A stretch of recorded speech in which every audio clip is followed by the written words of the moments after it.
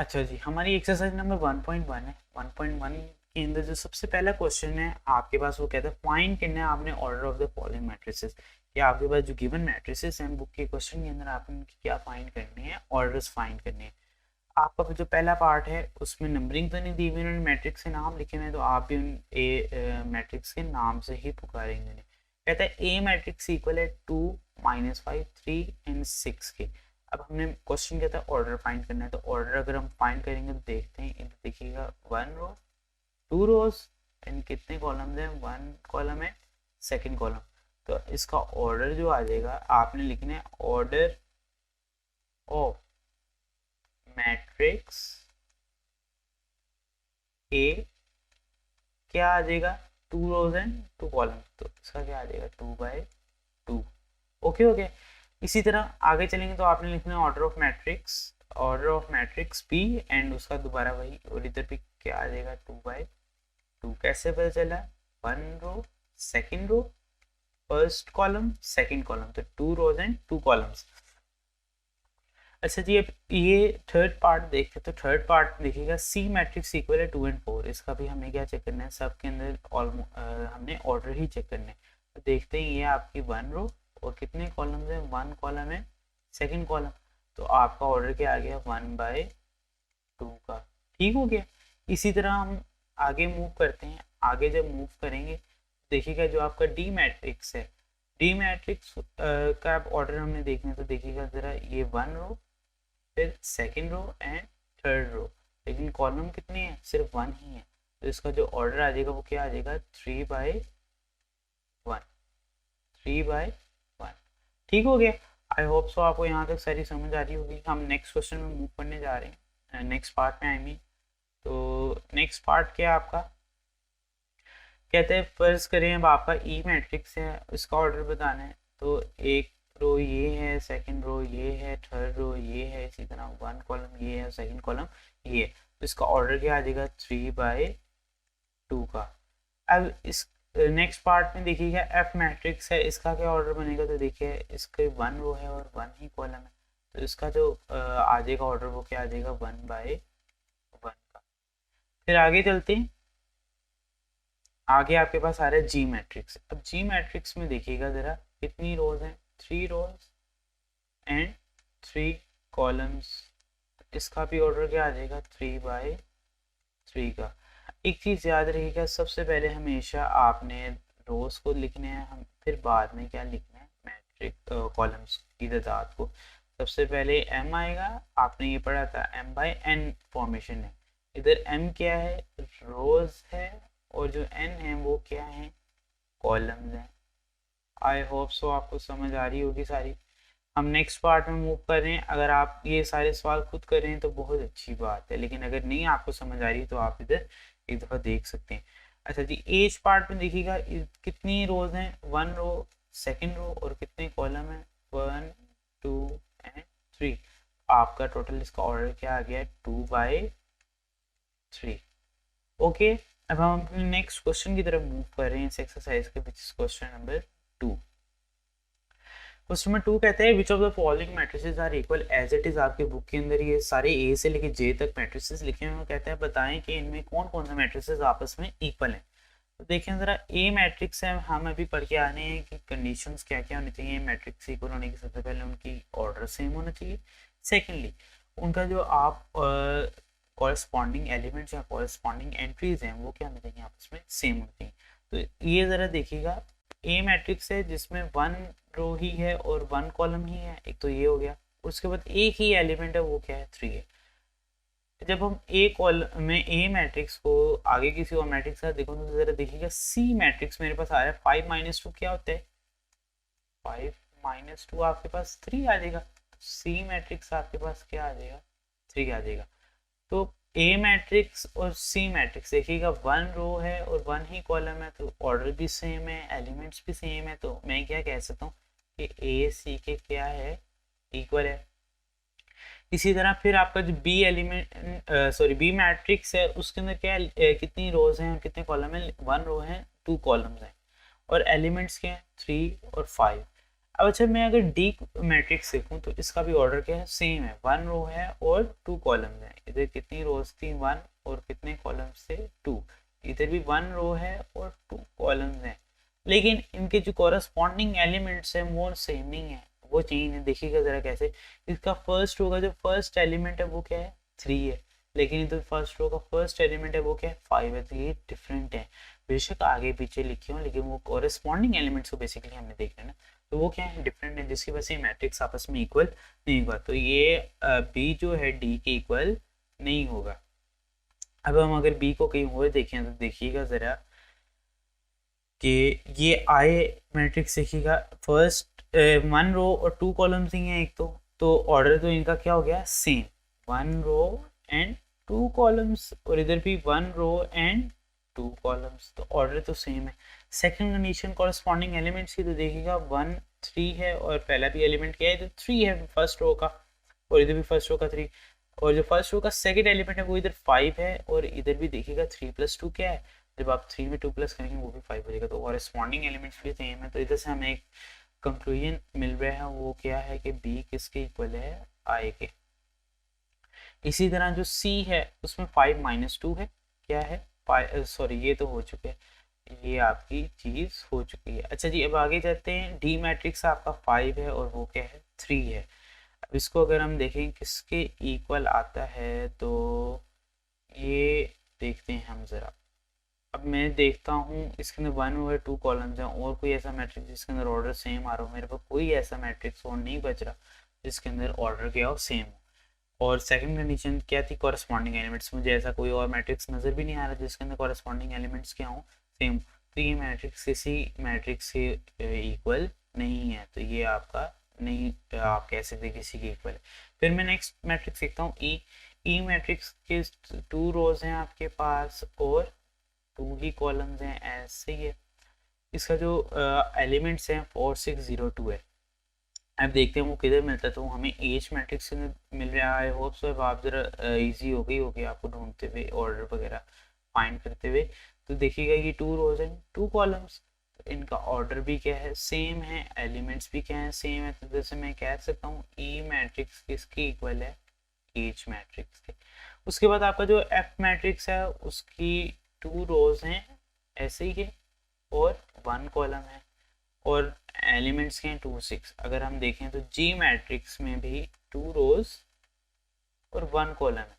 अब ये जो 3 - 1 है बेसिकली ये एक ही क्वेश्चन है, 3 - 1 एक ही टर्म है। जब आप इसे सॉल्व करेंगे तो क्या आ जाएगा, 2, आपका एक ही एलिमेंट, इस 3 + 3 करेंगे तो क्या आ जाएगा, 6। तो ये आप देख रहे हैं कि आपका एक कॉलम बन जाएगा, आप इसको 2 कॉलम नहीं कहेंगे। कितनी कॉलम है, एक कॉलम, तो 2 रोज एंड 1 कॉलम। इधर भी 2 रोज एंड 1 कॉलम, और एलिमेंट्स भी आपस में क्या है, इक्वल है। तो इधर से मुझे पता चल गया कि एफ मैट्रिक्स जी मैट्रिक्स से क्या है, इक्वल है। उसके बाद अब जे मैट्रिक्स हमारे पास बची है। जे मैट्रिक्स का आंसर क्या आएगा, जब मैं इसको अगर सॉल्व करता हूँ तो ये आ जाएगा 4, 2 + 2 4, 2 + 4 6, 2 - 2 0, 2 + 2 2, ऐसे ही है 4 6 0 2। अब ये अगर देखा जाए तो ई मैट्रिक्स का भी यही है, उतनी ही उसका भी ऑर्डर सेम है, और एज मैट्रिक्स का भी।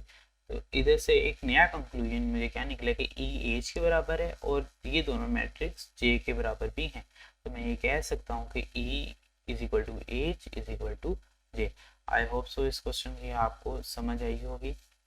मैं नेक्स्ट क्वेश्चन एक्सरसाइज के बहुत इंपॉर्टेंट क्वेश्चन की तरफ मूव कर रहा हूँ, which is question number 3, find the values of A B C and D which satisfy the matrix equation. Matrix के इक्वेशन को क्या करते हैं, सेटिस्फाई करते हैं जब हम उन वैल्यूज को वापस पुट करेंगे। ये आपका बहुत इंपॉर्टेंट क्वेश्चन है, मैं फिर आपको एक दफ़ा कह रहा हूँ, इसको देखिएगा कैसे सॉल्व करेंगे हम।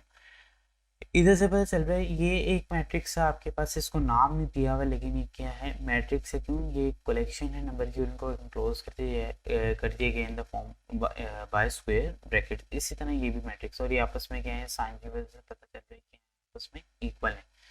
और ये मैट्रिक्स का भी इक्वल होंगे, सबसे पहली कंडीशन इनके ऑर्डर सेम होगा, सेकेंड इनके कॉरस्पॉन्डिंग एलिमेंट्स क्या होंगे, सेम। तो जब हम इनकी वो देखेंगे ऑर्डर, तो देखिएगा ज़रा 2 रोज एंड 2 कॉलम ऐसे ही है, और इधर भी 2 रोज एंड 2 कॉलम्स ऐसे ही है। तो एक तो जो पहली कंडीशन थी मैं इक्वल मैट्रिसेस की, वो तो क्या हो गई, वेरीफाई हो गई।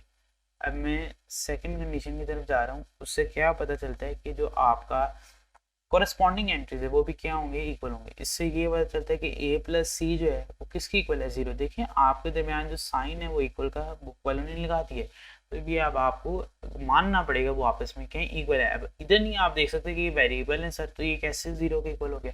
देखिए वो हमें ऑलरेडी बता दिया क्या है, ये आपस में क्या है, इक्वल है, तो हमें उसे मानना पड़ेगा। लेकिन आप अपने पास से ऐसी एग्जाम्पल नहीं बना सकते, ठीक हो गया। अच्छा जी, हमें यहाँ से पता चल रहा है कि क्या ए प्लस सी आपस में इक्वल है किसके, जीरो के। A plus C is equal to zero. इसी तरह जो आपका ए प्लस टू बी है वो किसके इक्वल होगा, -7 के। इसी तरह जो आपका सी -1 है वो 3 के इक्वल होगा, 4d - 6 2d के इक्वल है। ये हमें क्वेश्चन के अंदर क्या है, गिवन है। अब इसको जब हम सॉल्व करेंगे तो देखिएगा किस तरह करेंगे। हमें बेसिकली क्या फाइंड करनी है, ए बी एंड सी और डी की वैल्यूज फाइंड करनी है। तो देखें अगर मैं ये सी -1 किसके इक्वल है, 3 के, तो मैं लिख सकता हूँ सी -1 इज इक्वल टू 3। प्रॉब्लम तो नहीं है। ये -1 इधर माइनस हो रहा है तो जाके क्या हो जाएगा, +1 हो जाएगा। तो 3 + 1 ऐसी। और c की वैल्यू यहाँ से मेरे पास निकल आएगी क्या, 3 + 1 विच इज इक्वल टू 4। तो मैं कह सकता हूँ कि c किसकी इक्वल है, 4 के। तो एक वैल्यू तो मैंने अपनी क्या कर ली, फाइंड कर ली। बाकी क्या रहेगी, ए बी एंड डी की। अब वो देखें, अब मैं इस फर्स्ट जो टर्म है इसको पिक करने लगा हूँ। वो क्या कहता है, वो टर्म कहती है कि a + c आपके पास इक्वल है किसके, जीरो के। a + c is equal to zero. अब c की वैल्यू क्या फाइंड की थी हमने, 4। तो मैं क्या कर दूंगा, उसे पुट कर दूंगा, putting the value of c। आपकी मर्जी, आप इसे लिखना चाह रहे हैं, नहीं लिखना चाह रहे हैं, जिस तरह आपको बेहतर लगे, इस इंप्रेशन आपका बेहतर पड़ेगा। a प्लस सी की क्या वैल्यू है, +4। जिसका कोई साइन नहीं होता, आप जानते हैं उसका हमेशा क्या होता है, प्लस होता है, इज इक्वल टू 0। उसके बाद देखिएगा जरा, a + 4 इज इक्वल टू 0। ये 4 इधर प्लस हो रहा है तो जाके क्या हो जाएगा, माइनस। तो इधर से a की वैल्यू क्या आ गई, -4 आ गई। तो हमारे पास a की वैल्यू भी आ गई, अब c की वैल्यू भी आ गई, बाकी किसकी रहेगी, d और d की। तो अब मैं देखता हूँ मैं किस में इजीली पुट करके किसी और वेरिएबल की वैल्यू निकाल सकता हूँ।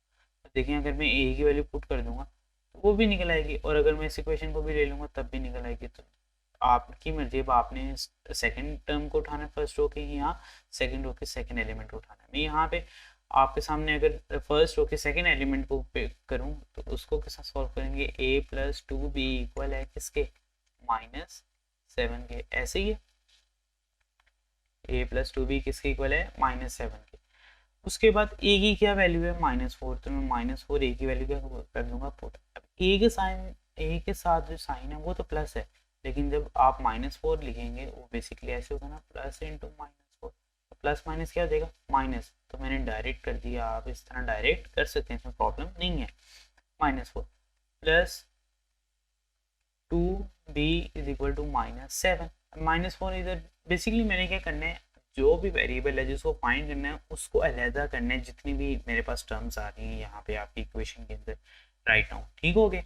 अब ये -4 इधर माइनस हो रहा है तो जाके क्या हो जाएगा, प्लस हो जाएगा। तो 2b के साथ प्लस का साइन है तो मैं इसलिए नहीं लिख रहा, -7 + 4 which is equal to 2b minus plus minus. और साइन हमेशा किसके आता है, बड़ी वैल्यू का आता है, और इधर बड़ी वैल्यू कौन सी है, 7 है, तो वो आ गया साइन। फिर माइनस प्लस माइनस होता है तो 7 - 4 विच इज इक्वल टू 3। उसके बाद 2b के साथ क्या हो रहा है, मल्टीप्लाई। तो अगर ये एक जगह मल्टीप्लाई हो रहा है दूसरी जगह डिवाइड हो जाएगा, तो b की वैल्यू इधर से क्या आ जाएगी, -3/2। एक ये b की वैल्यू आ गई। उसके बाद फिर अब लास्ट रह गई टर्म हमारा which is 4d - 6 is equal to 2d। ऐसे ही है। अब जरा इसकी वैल्यू निकालते हैं, देखिए कि जरा -6 इधर क्या हो रहा है, -6 इधर माइनस हो रहा है तो जाके प्लस हो जाएगा, ऐसे ही है। अच्छा जी, अब ये देखिए ये जो टर्म है आपके पास वेरिएबल है, और ये जो टर्म है कांस्टेंट है। कांस्टेंट क्या होता है, जिसका कोई वेरिएबल नहीं होता, और ये जो टर्म है इसका वेरिएबल है, तो ये जो टर्म है इसके अंदर ऐड नहीं हो सकती। इसीलिए ये किसके साथ सॉल्व हो सकती है, 4d के साथ हो सकती है, इन दोनों का वेरिएबल क्या है, सेम है। तो इधर प्लस से मैं चले जाऊँगा और ये क्या हो जाएगी, टर्म माइनस हो जाएगी। 4d minus 2d is equal to 6। 4d minus 2d क्या आ जाएगा आपके पास 2d। कैसे प्लस माइनस माइनस होते हैं, 4 माइनस 2 2 आ गया साइन हमेशा बड़ी वैल्यू का विच इज प्लस 4 का, तो साइन क्या आ गया प्लस में। तो प्लस लिखते नहीं है स्टार्टिंग में, तो इसलिए मैंने नहीं लिखा। उसके बाद आपके पास वेरिएबल जो d था वो एज इट इज आ जाएगा इज इक्वल टू 6। फिर 2d के साथ मल्टीप्लाई होता जाके क्या हो जाएगा डिवाइड हो जाएगा, और इन द एंड कटिंग कर लें आप इधर, फिर 2 1 2 एंड 2 3 6। आपके पास क्या है d की वैल्यू 3। नीचे डिवाइड में 1 है तो नीचे हम 1 नहीं लिखते तो उसे रिमूव कर देते थे। यहाँ से आपके पास a की वैल्यू भी आ गई आपके सामने, यहाँ से a की वैल्यू भी आ गई, c की वैल्यू भी आ गई, b की वैल्यू भी आ गई और d की भी वैल्यू आ गई। अच्छा, अब हमारे जो क्वेश्चन है बेसिकली वो क्या कहता था, कहते हैं कि फाइंड करें ABCD की values with satisfy matrix equation. अगर अब इन्हीं ABC की वैल्यूज को मैं इन मैट्रिक्स के अंदर पुट करूंगा तो देखिएगा जो आंसर होगा ना वो वेरीफाई कर रहा होगा, वो इक्वल आ रहे होंगे मैट्रिक्स। तो करके ज़रा देखिए, ये देखिएगा ज़रा आपका जो मैट्रिक्स है इधर a प्लस के a की क्या वैल्यू है -4 और प्लस का साइन है प्लस। इसी तरह c की क्या वैल्यू है 4 और वो भी क्या है प्लस में, तो प्लस प्लस क्या हो जाएगा प्लस हो जाएगा, तो मैं डायरेक्ट लिख रहा हूँ 4। ठीक है, उसने इधर नीचे क्या है c -1, c की वैल्यू 4 है तो 4 -1। फिर a प्लस 2b, a क्या है -4 और 2b की sorry plus 2 as it is, और b की वैल्यू क्या है -3/2। मैं इसको क्या कर दूंगा पुट कर दूंगा -3/2। फिर 4d एज इट इज और माइनस सॉरी इधर d की वैल्यू में पुट करना भूल गया, d की वैल्यू पुट करूंगा, d की वैल्यू क्या है 3 है। हमेशा आप वेरिएबल्स की वैल्यू को ब्रैकेट्स में पुट करने से आपके जो साइन है वो भी हमेशा सही आएंगे और आपको पढ़ने में भी आसानी होगी। और -6 एज इट इज। अब जब मैं इसको सॉल्व करूंगा देखिएगा ज़रा, -4 + 4 देखिए साइन चेंज में वैल्यू सेम है तो आपस में कैंसिल हो जाएंगे, मतलब 0 आ गया। तो देखें वो किसके इक्वल था 0 के इक्वल था। फिर 4 - 1 विच इज इक्वल टू 3, देखिए इधर भी किसके इक्वल था सेकंड रो का फर्स्ट एलिमेंट 3 के। फिर अगर इधर देखेंगे 2 से क्या हो जाएगा कैंसिल, और -4 प्लस -3 प्लस माइनस क्या हो जाएगा माइनस, तो -4 -3। फिर माइनस माइनस प्लस होता है साइन हमेशा बड़ी वैल्यू का, और माइनस माइनस प्लस तो 4 + 3 7। ठीक है, 4 + 3 7 और साइन हमेशा बड़ी वैल्यू का, विच यहाँ पे क्या आ जाएगा -7। फिर आपका देखिए यहाँ पे क्या थी टर्म -7, तो वो भी क्या है ठीक है हमारी टर्म। फिर यहाँ पे देखिएगा 4 3 12, 4 3 12 एंड 12 - 6 होता है 6 ऐसे ही है। और डी की क्या वैल्यू थी 3। अगर मैं ज़रा 2d ऐसे के यहाँ पे 2d पे मैं d की वैल्यू पुट करूँ क्या है 3, 2 3 क्या होता है 6। तो देखिए ये 6 और ये 6 सेम आ रहा है, तो मतलब कि जो आपकी वैल्यूज़ हैं ये बिल्कुल सही निकली और ये उस मैट्रिक्स इक्वेशन को क्या कर रही हैं वेरीफाई कर रही हैं। मैंने कहा था कि मैट्रिक्स इक्वेशन हमेशा तभी इक्वल होंगे जब सबसे पहले उनकी एक तो ऑर्डर और उनके सेकंड कंडीशन की कॉरस्पॉन्डिंग एलिमेंट्स क्या होंगे आपस में इक्वल होंगे। अब क्योंकि यहाँ पे केस वेरिएबल्स का था और क्योंकि बुक नहीं कहती वो इक्वल है तो जाहिर सी बात है वो इक्वल हैं। अगर हमने अब उनकी वैल्यूज़ निकाले हैं तो इस तरीके से हम इनको सॉल्व करके उनकी वैल्यूज़ निकाल सकते हैं। आई होप सो आपको ये समझ आया होगा, ये बहुत इंपॉर्टेंट क्वेश्चन है। अगर आपने इसको नोट डाउन करना है तो इसको आप नोट डाउन कर सकते हैं। इसका सोल्यूशन क्या है यहाँ पे मैं एक सेकंड दीजिएगा, इसका सोल्यूशन क्या बनता है आपने एज इट इज स्टार्ट होने, ठीक है। देखिएगा एक चीज याद रखिएगा, सोल्यूशन आपकी मर्जी, आप यहाँ पे लिखना चाह रहे हैं नहीं लिखना चाह रहे उससे फर्क नहीं पड़ता। सेकंड, उसके बाद कुछ बच्चे हैं जो स्टार्टिंग में भी इक्वल लगा देते हैं और इक्वेशन के सेंटर में भी इक्वल का साइन आ रहा होता है, तो ये चीज़ गलत हो जाएगी। आपने इक्वल स्टार्टिंग में तब ही यूज़ करना है जब सेंटर में इक्वल ना आ रहा हो। जिस तरह यहाँ पे आ रहा है तो मैं स्टार्टिंग में इक्वल नहीं लगाऊंगा, इससे आपकी जो मैं वो जो स्टेप्स हैं वो गलत कंसीडर होंगे। इसी के साथ अल्लाह हाफिज़।